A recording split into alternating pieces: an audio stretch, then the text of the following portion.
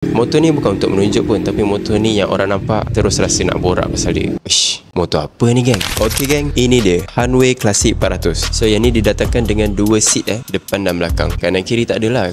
So korang boleh bawa away kau, tapi minta izin mak dia dulu. Motor ni memang ada vibe klasik, tapi korang santai jap. Dia pakai enjin 401cc 4 valve dual overhead cam, 2 silinder inline. Bukan motor kedai runcit ni geng. Ni motor yang bila rem dengan dada-dada pun gegar. 34 Nm of torque. Senang cerita, dia ni jenis nak reda highway boleh, nak lepak kedai mamak boleh. Nampak gentleman tu? Of course. 6-speed manual, tak ada auto-auto ni bro. Kena main clutch betul-betul, baru rasa padu. Clutch dia pun rasa smooth, macam kau bagi pick up line waktu kau nak tackle dia dulu. Tayar depan 130/90, belakang 150/80. Saiz macam ni, kau corner sikit pun rasa macam tengah dalam iklan tayar premium mat. Fork depan teleskopik, belakang twin shock. Kalau bawa awet kat jalan berbatu, dia cakap, "Bang, cuba telan lubang lagi."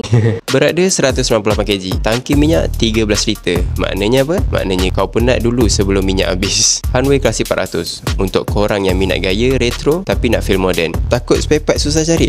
Come on bro, dah 2025 ada je spare part. So kalau korang berminat, harga dia tak mahal sangat pun, 22,800. DM je kami atau drop komen korang. Okay guys, ciao.